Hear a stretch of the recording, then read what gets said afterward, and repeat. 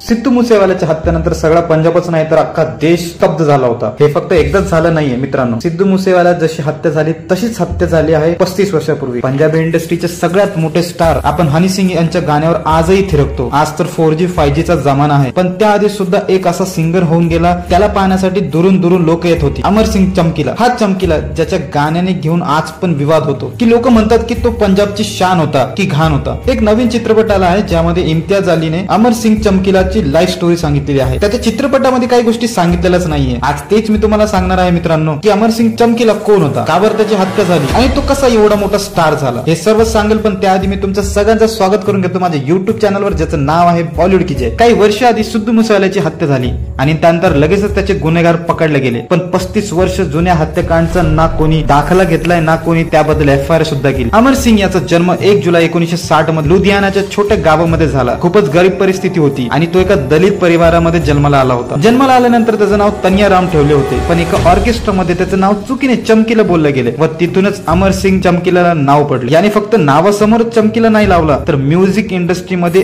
असे चमकले ते की इतर सर्व संगीतकार आणि गीतकारांना मागे पाडून दिले. परिस्थिती गरीब असल्यामुळे त्यांनी त्याच्या गावामध्ये असलेल्या सॉक्स बनवायच्या कंपनीमध्ये काम केले. त्याच वेळी त्यांनी ढोलकी आणि हार्मोनियम वाजवण्याची तालीम घेतली. अमर सिंग हळूहळू कविता बनवायला लागला व तो गाऊ लागला आणि त्याची रुची या गोष्टीमध्ये जास्त वाढू लागली. त्याच वेळेचे धुरंधर संगीताचे बादशाह सुरेंद्र शिंदा यांना आपले गाणे गाऊन दाखवले. त्यांना ते प्रचंड आवडले व तेव्हापासूनच सिकंदर शिंदाचे सर्व गाणे हाच लिहू लागला. व त्यावेळी गाणे लिहिण्याचे खूपच कमी पैसे मिळत होते, तो 200 आणि 300 मिळायचे. या कारणाने त्यांनी एक निर्णय घेतला आणि त्यानंतर त्यांनी स्वतःचं ऑर्केस्ट्रा स्थापन करण्याचा विचार केला आणि तेव्हा तो फक्त 18 वर्षाचा होता. आणि त्याच दरम्यान त्याचं लग्न जबरदस्तीने एका मुलीसोबत करण्यात आले होते व तिच्याकडून अमरला 2 मुली सुद्धा आहेत. 1978 पासूनच त्याचे स्टेज शो होऊ लागले. पण 1980 मध्ये त्यांनी त्याचा पहिला अल्बम रेकॉर्ड केला होता आणि या अल्बमने लोकांचा खूप चांगला प्रतिसाद मिळवून घेतला होता. तुम्हाला हे ऐकून हैराणी होईल, तो साधे सुधे गाणे गात नव्हता, तो अश्लील गाणे गात होता, स्त्री विरुद्ध गाणे गात होता. तरी पण त्याला लोकांची एवढी पसंती मिळू लागली की लोकांना ते आवडू लागले. आणि त्या दरम्यान त्यांनी खूप साऱ्या फिमेल सिंगर सोबत सुद्धा काम केलं होतं. त्यानंतर एका सिंगरचा आवाज त्याला खूप आवडला जिचं नाव होतं अमरजोत सिंग कौर. या जोडीला खूप पसंती मिळू लागली आणि या जोडीने लोकप्रियता इतकी वाढवली होती की पूर्ण देशामध्ये त्यांचा प्रोग्रामचे बुकिंग होऊ लागले. 1981 मध्ये याच जोडीने इतका धुमाकूळ घातला की एका वर्षामध्ये 365 दिवस असतात तर त्यांनी त्या एका वर्षामध्ये 366 शो केले होते. यांची लोकप्रियता फक्त देशामध्येच नाही 7 समुद्र पार गेली होती. कॅनडा, लंडन, अमेरिका आणि दुबई या देशात ते लाईव्ह शो करू लागले. 1988 पर्यंत फक्त सगळीकडे अमर चमकीलाच नाव होऊ लागलं होतं आणि इतकं नाव झालं की बाकी सर्व गायकांचे काम सुटले आणि काम मिळणे सुद्धा मुश्किल झाले. काही गायकांनी तर आपल्या पैशाच्या कमतरतेमुळे गायकी सोडू द्यावं लागली कारण सगळे शोज अमर सिंग चमकीला करत होता. याच काळात त्यांनी त्यांच्या को सिंगर अमरजोत कौर सोबत 23 मे 1983 मध्ये लग्न केले. सर्व चांगले चालू होते पण त्याच वेळी यांच्या जोडीला कोणाची तरी नजर लागली आणि या दोघांसोबत असं काही झालं की कोणी कल्पना सुद्धा करू शकत नाही. 8 मार्च 1988 मध्ये पंजाब मधील मैसूर मध्ये अशा छोट्याशा गावामध्ये त्यांचा एक स्टेज शो ठेवला होता. प्रत्येक वेळी सारखं त्याच्या प्रेक्षकांनी इथेही खूप गर्दी केली होती. त्यांची लोकप्रियता इतकी होती की त्यांचे शो बघण्यासाठी गावचे गाव येत होते. पूर्ण मैदानामध्ये पाय ठेवायला सुद्धा जागा नव्हती उरली आणि लोक यांच्या दोघांचे आगमनाची वाट पाहू लागले होते. दुपारचे 2 वाजले आणि लोकांची प्रतीक्षा संपली. त्याच वेळी दोघांचे आगमन झाले. अमर सिंग चमकीला सोबत त्यांची पत्नी व 4 सहकलाकारासोबत ते हळूहळू स्टेजकडे येऊ लागले. त्याच दरम्यान एक मोटरसायकल या दोघांसमोर येऊन थांबली. त्यांना वाटलं की अमर सिंगचा कोणी चाहता असेल जो त्यांच्यासोबत भेटू इच्छितो. त्या मोटरसायकलवर 3 युवक होते आणि तिघांच्या हातामध्ये खतरनाक शस्त्र होते आणि या तिघांनी बेछूत या कलाकारांवर गोळीबार सुरू केला. त्यामध्ये अमर सिंग वर 2 व त्यांच्या पत्नीच्या डोक्यावर 1 गोळी लागली. सहकारांवर सुद्धा गोळीबार झाला. या गोळीबारामध्ये अमर सिंग चमकीला, त्यांची पत्नी व अन्य 2 साथी मरण पावले. गोळीबार झाल्यानंतर तिथून 3 युवक फरार झाले. कोणीच त्यांना थांबवण्याची सुद्धा हिंमत केली नव्हती. त्यानंतर लगेच तातडीने या सर्वांना रुग्णालयामध्ये घेऊन जाण्यात आले. तोपर्यंत खूपच रक्त वाया गेले होते आणि डॉक्टरने या 4 जणांना मृत घोषित केले. या सर्वांच्या शोक यात्रेनंतर पूर्ण पंजाबमध्ये शांतता पसरली. पूर्ण पंजाब दुःखामध्ये गेले होते. कोणाला हेच समजत नव्हतं की सगळ्यांचा चाहता असणारा गायकाला कोणी कसं मारू शकतं. फक्त वयाच्या 27व्या वर्षी चमकीलाची हत्या करण्यात आली. जितका झटका लोकांना चमकीलाच्या हत्याचा लागला होता त्यापेक्षा जास्त त्याच्या नंतर लागला असेल. कारण त्यानंतर विचार करण्यासारखी गोष्ट घडली की चमकीलाची हत्या झाली तरी पण परिवाराकडून कोणीच FIR सुद्धा टाकली नाही किंवा त्याच्या प्रेक्षकांकडून सुद्धा एकही FIR झाली नाही. पूर्ण पंजाब मधील कोणीच विचारपूस सुद्धा केली नाही व तक्रार सुद्धा केली नाही. यापेक्षा मोठी बातमी ही की हत्या झाली आणि त्यानंतर काही तात्पुरती कारवाई करून त्यांनी ही फाईल सुद्धा बंद करून टाकली. पोलिसांनी त्यांच्या गुन्हेगारांना पकडण्यामध्ये थोडी सुद्धा मेहनत दाखवली नाही. हळूहळू दिवस जाऊ लागले. वर्ष झाले. 5-6 तब्बल 35 वर्ष झाले आज या हत्याकांडाला. अजून सुद्धा यांच्या गुन्हेगारांना पकडण्यात आलेलं नाही. बरं, ही तर झाली त्यांच्या हत्याकांडाची कथा. आता आपण त्याची कारणे पाहू ज्यामुळे त्यांची हत्या झाली. असं म्हटलं जातं की चमकीलाची हत्येचं मुख्य कारण म्हणजे त्यांचं दुसरं लग्न जे लव्ह मॅरेज होतं. कारण त्यांचा एक आधीच लग्न झालेलं होतं, त्यात त्यांनी दुसरं लग्न केलं. आणि महत्वाचं म्हणजे अमरसिंग चमकीला एक दलित जातीमध्ये येतो, तेच त्यांची पत्नी ही उच्चवर्णीय जातीमध्ये. या जातीवादामुळे कदाचित त्यांची हत्या झाली असणार. याला ऑनर किलिंग सुद्धा म्हणतात. अमरज्योतच्या परिवाराला हे लग्न मंजूरच नव्हते आणि यामुळेच असं म्हटलं जातं की कदाचित अमरज्योतच्या परिवाराकडून याची हत्या केली असणार. हे पण एक शंकाच आहे, पण असे कोणतेच पुरावे पोलिसांना भेटले नाही. हत्येचं दुसरं कारण म्हणजे खलिस्तानी लोकांशी जोडलेले तार, अश्लील आणि ड्रग्ज सारख्या मुद्द्यांना घेऊन गाणे गाऊन चमकीला पंजाबचं नाव खराब करत आहे, अशी खलिस्तानाची समज होती. डबल मिनिंग गाण्याचे हे भारतीय संस्कृतीचा नाश करत आहे. अशा गाण्यामुळे खलिस्तानाकडून चमकीला जीवे मारण्याची धमकी सुद्धा खूप वेळ येऊन गेली. याच कारणाने चमकीलाने अश्लील गाणे सोडून दिले व धार्मिक गाणे गाऊ लागला. पण आतंकवादाच्या नजरेमध्ये काही गोष्टी आल्या की त्यांनी पंजाबची संस्कृती खराब करू शकतो. म्हटलं असंही जातं की आतंकवाद्यांनी या कारणामुळे चमकीला गोळी मारून हत्या केली, म्हणजे चमकीलाची जी कला होती त्यानेच त्याची कला संपवली. पण ही सुद्धा आशंका दाखवली जाते कारण पोलिसांना या विषयावर पण ठोस पुरावे कधीच भेटले नाही. आणि तिसरं एक कारण म्हणजे 1980 पासून ते 1988 पर्यंत चमकीलाचं खूप नाव झालं, सगळीकडे त्यांचे शो होऊ लागले. त्या कारणाने बाकीच्या कलाकारांना शोज भेटणं बंद झाले. खूप कमी पैसे घेऊन सुद्धा त्यांचे गाणे कोणी ऐकत सुद्धा नव्हते. एकीकडे रोज 2-2 शो करणारे आणि दुसरीकडे बेरोजगार वाढत चालली गायकांची. असं म्हटलं जातं की या काही गायकांकडून अमरसिंग चमकीलाची हत्या करण्यात आली असते. या गोष्टी त्यांच्या सहकलाकारांनी सांगितल्या सुद्धा आहेत त्यांच्या इंटरव्ह्यू मध्ये. पण ही सुद्धा एक आशंका दाखवली जाते. या संबंधात एक सुद्धा ठोस पुरावा पोलिसांना भेटलेला नाही. एवढ्या मोठ्या कलाकाराची हत्या झाली, त्यासोबत 3 अजून लोक होते, तरी एकही हत्याराला पकडण्यात आलेला नाही. कदाचित आज पण अमरसिंग चमकीला, अमरजोत सिंग व त्यांच्या सोबत असणारे सहकलाकारांची आत्मा इन्साफसाठी भटकत असते. मित्रांनो, तुम्हाला काय वाटते चमकीलाची हत्याचं कारण काय असू शकतं? मला कमेंट मध्ये नक्की टाईप करून सांगा. आणि मी चमकीलाचे काही गाणे आहेत ते खाली डिस्क्रिप्शन मध्ये तुम्हाला लिंक पाठवत आहे, ते गाणे सुद्धा ऐका आणि मला सांगा तुम्हाला गाणे कसे वाटतात. भेटूया नेक्स्ट व्हिडिओ मध्ये. तोपर्यंत जय हिंद, जय महाराष्ट्र मित्रांनो.